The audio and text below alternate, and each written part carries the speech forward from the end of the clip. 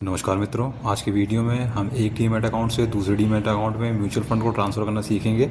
जो ये ट्रांसफ़र होगा CDSL टू CDSL होगा। तो चलिए वीडियो को शुरू करते हैं। तो पहले आप सर्च टैब पे सर्च करेंगे CDSL, तो आप इस वाले पेज पे आ जाएंगे। तो आपको सबसे ऊपर लाल बॉक्स के अंदर लिंक दिखाई दे रहा होगा CDSL central depository services limited. तो आपको सीधे इस पर क्लिक कर देना है। उसके बाद आप हम CDSL की ऑफिशियल वेबसाइट में आ जाएंगे। तो आप दाएं साइड में देखेंगे ऊपर की ओर आपको लाल एरो से दर्शाया जा रहा है लॉगिन वाला बटन। तो आपको सीधे उस पर क्लिक कर देना है। तो आपके सामने पॉप विंडो खुल के आएगी। तो आपको ऊपर की ओर बाएं साइड में लाल बॉक्स के अंदर दिखाई दे रहा होगा लिखा हुआ माई इजी न्यू टोकन। तो आपको उसको चुन लेना है।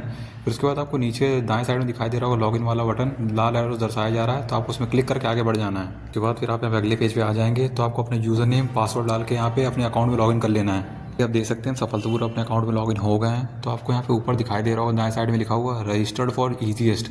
तो हमने अपने अकाउंट को ईजी से ईजीएस्ट में पहले से अपग्रेड कर दिया है। तो आप इस बात का यहाँ पे ध्यान रखें।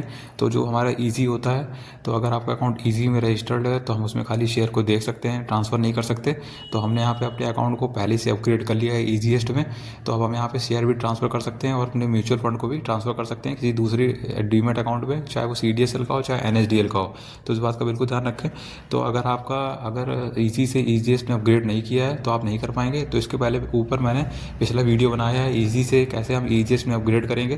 तो आप वो वाला वीडियो देख सकते हैं जाकर। तो चलिए अब हम यहाँ पे आगे की प्रक्रिया देखेंगे। जैसे कि आपको ऊपर की ओर बाएं साइड में सफ़ेद बॉक्स के अंदर दिखाई दे रहा होगा लिखा हुआ अकाउंट डिटेल्स। तो आपको सीधे उस पर क्लिक कर देना है। फिर आप यहाँ पे अकाउंट डिटेल्स वाले पेज पे आ जाएंगे। तो आपको यहाँ पे नीचे दोनों म्यूचुअल फंड दिखाई दे रहे होंगे। तो हम इन्हीं दोनों म्यूचुअल फंड को यहाँ पे ट्रांसफर करने वाले हैं अपने मित्र के डीमैट अकाउंट में। तो चलिए शुरू करते हैं। तो आपको ऊपर पेज को यहाँ पे स्क्रॉल डाउन करेंगे तो आपको यहाँ पे दिखाई देगा ऊपर की ओर ट्रांजैक्शन वाला विकल्प आपको यहाँ पे सफेद बॉक्स के अंदर। तो आपको उसमें क्लिक करना है। उसके बाद आपके सामने पॉप विंडो खुल के आएगी। तो आपको यहाँ पे नीचे दिखाई दे रहा होगा लाल बॉक्स के अंदर लिखा हुआ BO लिंकिंग। और फिर उसके बाद दाएं साइड में दिखाई दे रहा होगा आपको लिखा हुआ BO लिंकिंग सेटअप। तो आपको उसमें क्लिक कर देना है। उसके बाद फिर आप यहाँ पे अगले वाले पेज पे आ जाएंगे। तो हम यहाँ पे बेनिफिशियरी को ऐड करने वाले हैं अपने यहाँ पे डीमैट अकाउंट में।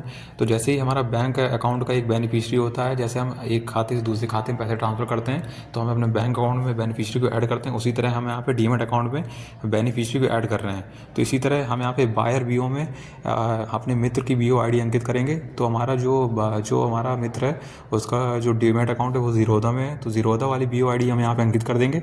और फिर उसके बाद उसका जो पैन नंबर है उसका हम पैन नंबर यहाँ पे नीचे अंकित कर देंगे। और उसके बाद आपको यहाँ पे सबमिट वाले बटन में क्लिक करके आगे बढ़ जाना है। तो आपके सामने पॉप विंडो खुल के आएगी। तो आपको दिखाई दे रहा होगा लिखा हुआ BO seller buyer link setup successful. तो आपको ओके वाली बटन में क्लिक कर देना है। और इसके कुछ चंद मिनट बाद आपके ईमेल ID पे एक ईमेल आएगा। तो चलिए हम वो ईमेल देख लेते हैं। जैसे कि आप यहाँ पे ईमेल देख सकते हैं। तो आपको ऊपर की ओर दिखाई दे रहा होगा लिखा हुआ verification of add beneficiary details for off market transaction on CDSL। तो आपको अब यहाँ पे लाल बॉक्स के अंदर दिखाई दे रहा होगा एक लिंक। तो आपको इस बात का ध्यान रखना है कि आप इसको तुरंत नहीं यहाँ पे क्लिक करेंगे, इसको 2 से 3 मिनट बाद क्लिक करेंगे इस लिंक को। तो इस बात का बिल्कुल ध्यान रखें। तो चलिए हम इसमें क्लिक करेंगे और आगे बढ़ जाएंगे। फिर आप यहाँ पे अगले पेज पे आ जाएंगे। तो आपको यहाँ पे 2 विकल्प दिखाई दे रहे होंगे, एक दिखाई दे रहा होगा पैन कार्ड नंबर और दूसरा डीमैट अकाउंट नंबर। तो आपको यहाँ पे ये ध्यान रखना है कि आपको अपनी डिटेल्स अंकित करनी है, ना कि जिसके खाते में आप यहाँ पे अपने खाते से म्यूचुअल फंड ट्रांसफर कर रहे हैं, शेयर ट्रांसफर कर रहे हैं। तो आपको यहाँ पे उसकी डिटेल नहीं डालनी, आपको अपनी डिटेल डालनी है। तो आपको पैन कार्ड में नंबर में अपना पैन कार्ड नंबर डाल सकते हैं या तो डीमैट अकाउंट नंबर।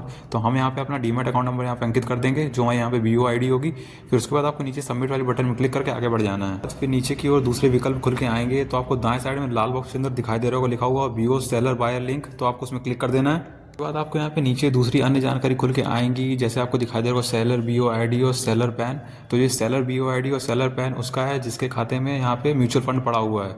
और जो बायर BO ID और बायर पैन वो है जिसके खाते में हम यहाँ पे म्यूचुअल फंड को ट्रांसफर कर रहे हैं। तो इस बात का बिल्कुल ध्यान रखें। तो आपको एरोस दर्शाया जा रहा है यहाँ पे बाएं साइड में चेक बॉक्स एक खाली डब्बा। तो आपको उसमें टिक कर देना है। और फिर उसके बाद आपको यहाँ पे नीचे की दाएं साइड में दिखाई दे रही होगी जनरेट OTP वाली बटन। तो आपको उसमें क्लिक कर देना है। तो आपके रजिस्टर्ड ईमेल ID और मोबाइल नंबर पे एक सेम OTP आएगा। तो आपको OTP को यहाँ पे अंकित कर देना है। और फिर उसके बाद आपको नीचे लाल बॉक्स के अंदर दिखाई दे रही होगी एक्सेप्ट वाली बटन। तो आपको उसमें क्लिक करके आगे बढ़ जाना है। उसके बाद आपके सामने पॉप विंडो खुल के आएगा ऊपर की ओर। तो आपको दिखाई दे रहा होगा उसमें लिखा हुआ कि आप यहाँ पे कंसेंट दे रहे हैं BO सेलर बाय लिंक को कि ये आपके द्वारा वेरीफाई किया जा रहा है। तो आपको ओके वाली बटन दिखाई दे रही होगी, लाल एरो से दर्शाया जा रहा है। तो आपको उसमें क्लिक कर देना है। उसके बाद आपके सामने दूसरी पॉप विंडो खुल के आएगी। तो आपको उसमें दिखाई दे रहा होगा लिखा हुआ ट्रांजेक्शन एक्सेप्टेड सक्सेसफुल। तो आपको ओके वाली बटन में क्लिक करके आगे बढ़ जाना है। उसके बाद वापस से आप उसी वाले सेम पेज पे आ जाएंगे। तो आपको उस पेज को क्रॉस कर देना है और वापस से आपको अपने अकाउंट में चले जाना है। ठीक है, हम वापस अपने अकाउंट में आ गए हैं तो आपको ऊपर की ओर सफ़ेद बॉक्स में दिखाई दे रहा है और ट्रांजेक्शन का विकल्प, तो आपको उसमें क्लिक कर देना है। यहाँ पे क्लिक करेंगे तो आपको दिखाई देगा यहाँ पे बीओ लिंकिंग का विकल्प लाल बॉक्स के अंदर, तो आपको उसमें क्लिक करेंगे।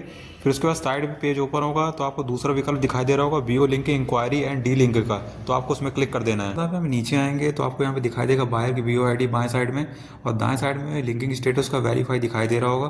तो आपको ये ध्यान रखना है कि अभी जो बायर की बीओ आईडी लिंक हुई है तो अभी उसका जो अकाउंट है वो ऐड करना बाकी है। तो आपको ऊपर की ओर आएंगे तो आपको लाल बॉक्स के अंदर दिखाई देगा मिसलिनियस का विकल्प, तो आपको उसमें क्लिक करना है। फिर उसके बाद आपको नीचे की ओर तीसरा विकल्प दिखाई दे रहा होगा एडिट ट्रस्टेड अकाउंट का, तो आपको उसमें क्लिक कर देना है। फिर आप अगले पेज पे आएंगे तो आपको नीचे की ओर दिखाई दे रहा होगा दाएं साइड में ऐड ट्रस्टेड अकाउंट का बटन लाल एरो से दर्शाया जा रहा है, तो आपको सीधे उस पर क्लिक कर देना है। उसके बाद आपके सामने पॉप विंडो खुल के आएगी तो आपको यहाँ पे बायर की बीओ आईडी अंकित कर देनी है, जिसके खाते में हम यहाँ पे म्यूचुअल फंड यहाँ पे भेज रहे हैं, तो हम यहाँ पे अंकित कर देंगे और उसके बाद आपको सबमिट वाली बटन में क्लिक करके आगे बढ़ जाना है। बाद आप यहाँ पे देखेंगे कि आपको नीचे दिखाई दे रहा होगा लिखा हुआ कि जो हमारी बीओ आईडी गई है अभी ऑथेंटिकेशन के लिए, तो अभी वो उसको कुछ यहाँ पे 12 घंटे लगेंगे, तो वो ऑथेंटिकेशन हमारी डीपी करेगा। जो हमारा यहाँ पे डीपी है वो हमारा एंजल वन है, तो आपके केस में कुछ भी हो सकता है। और जैसे ही आप 12 घंटे बाद देखेंगे तो आपका डीपी होगा, स्टेटस आपको वहाँ लिख के आ जाएगा ऑथेंटिकेटेड बाय डीपी। फिर उसके बाद आपको ऊपर की ओर दिखाई दे रहा होगा सफ़ेद बॉक्स, तो आपको ट्रांजेक्शन में क्लिक करना है। फिर उसके बाद आप यहाँ पे ट्रांजेक्शन जैसे क्लिक करेंगे तो आपके सामने पॉप विंडो खुल के आएगी, तो आपको सेटअप वाले विकल्प में क्लिक कर देना है। उसके बाद आपके सामने पॉप विंडो खुल के आएगी तो आपको फिर ओके वाली बटन में क्लिक करके आगे बढ़ जाना है। तो आप जब अगले पेज पे आ जाएंगे तो आपको पेज को नीचे स्क्रॉल डाउन करके आना है, तो आपको बाएं साइड में दिखाई देगा बल्क सेटअप का बटन लाल एरो दर्शाया जा रहा है, तो आपको सीधे उस पर क्लिक कर देना है। उसके बाद आप यहाँ पे अगले पेज पे आएंगे ट्रांजेक्शन सेटअप वाले, तो आपको पेज को नीचे स्क्रॉल डाउन करके आएंगे। फिर आप यहाँ पे नीचे आएंगे तो आपको बाएं साइड में दिखाई देगा बायर सेल फ्लैग, और दाएं साइड में आपको सेल वाला जो विकल्प है वो ऑटो सेलेक्ट दिखाई दे रहा होगा, तो आप उसको वैसे ही रहने देंगे। उसके बाद फिर आपको दिखाई देगा सेटअप बीओ आईडी, तो ये बीओ आईडी उसकी है जिसके खाते में म्यूचुअल फंड पड़े हैं या शेयर पड़े हैं, तो इस बात का बिल्कुल ध्यान रखें।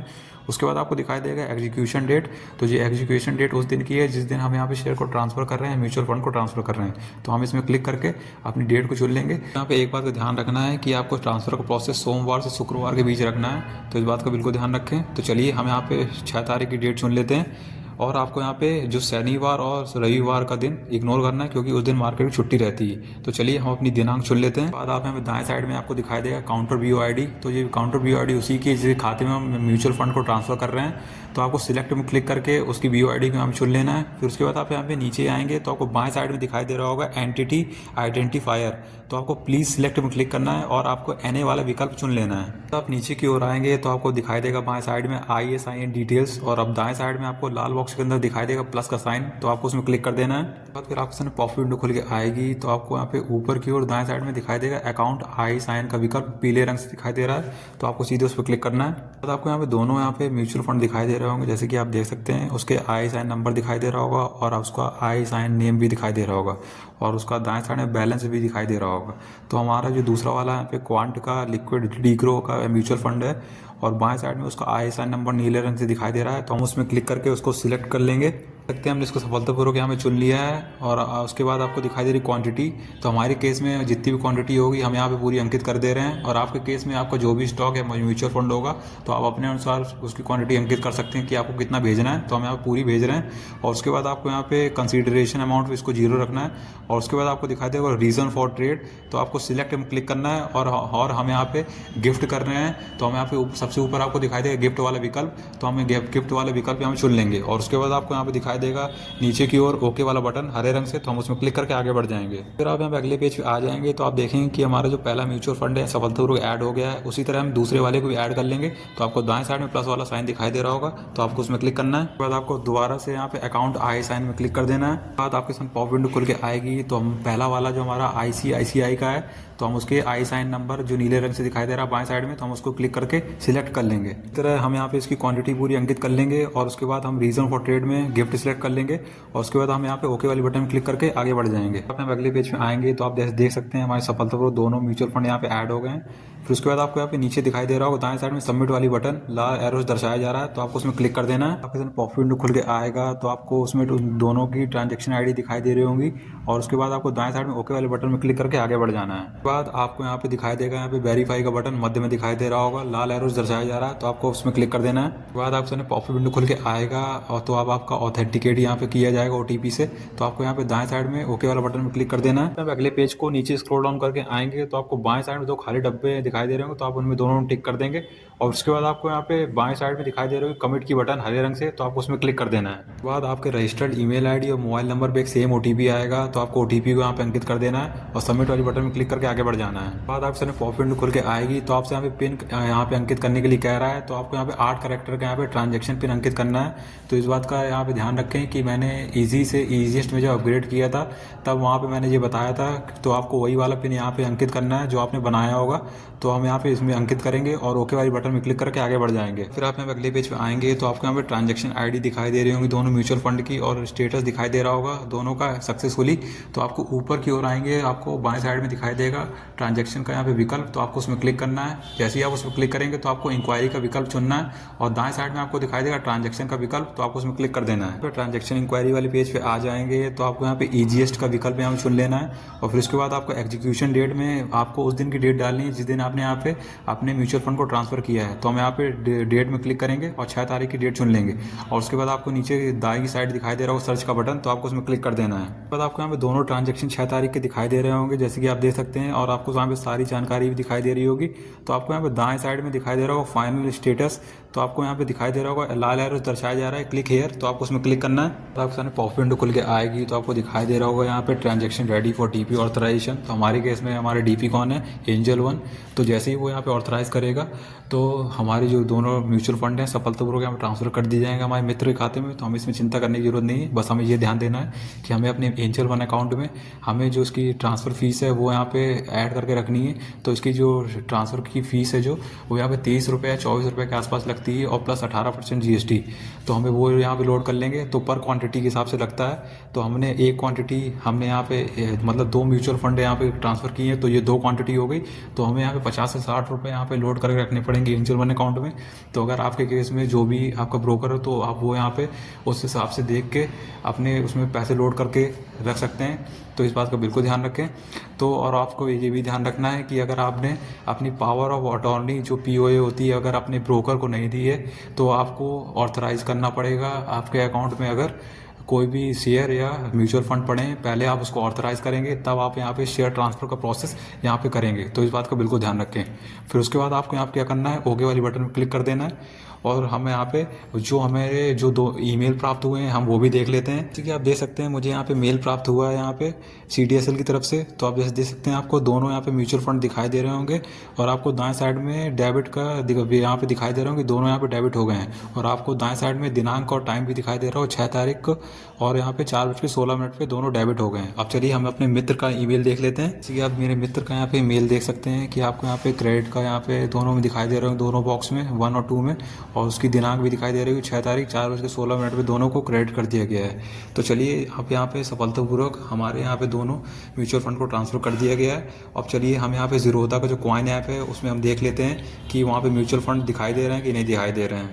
ज़ीरोधा कॉइन ऐप में आ गए हैं सफलतापूर्वक। तो आपको यहाँ पे नीचे की ओर काले बॉक्स के अंदर दिखाई दे रहा होगा इन्वेस्टमेंट का विकल्प, तो आपको उसमें क्लिक कर देना है। जैसे कि आप देख सकते हैं कि हमारे दोनों म्यूचुअल फंड दिखाई दे रहे हैं ज़ीरोधा कॉइन ऐप में, बस इनका प्राइस अभी अपडेट नहीं दिखाई दे रहा है। तो अगर आपके यहाँ पे दोनों म्यूचुअल फंड है जैसे अगर आप ट्रांसफ़र करते हैं अगर नहीं दिखाई दे रहा है तो आप 12 घंटे के समय लीजिए और फिर उसके बाद जब आप दोबारा से ऐप ओपन करेंगे तो आपको वहाँ पे दिखाई देंगे। तो मैं यहाँ पे आशा करता हूँ आपको यहाँ पे समझ में आ गया होगा किस तरह आप यहाँ पे म्यूचुअल फंड को ट्रांसफ़र करेंगे एक डीमैट खाते से दूसरे डीमैट खाते में, और इसी तरह इसी सेम प्रक्रिया से आपको यहाँ पे शेयर भी ट्रांसफ़र कर सकते हैं। तो मैं यहाँ पे आशा करता हूँ आपको समझ में आ गया होगा। अगर नहीं आया है तो आप एक फिर से दोबारा से वीडियो को देख सकते हैं। तो मैं यहाँ पे आशा करता हूँ आपको वीडियो अच्छा लगा होगा। वीडियो अगर अच्छा लगा वीडियो को लाइक करिए, चैनल सब्सक्राइब करें और कमेंट जरूर करें।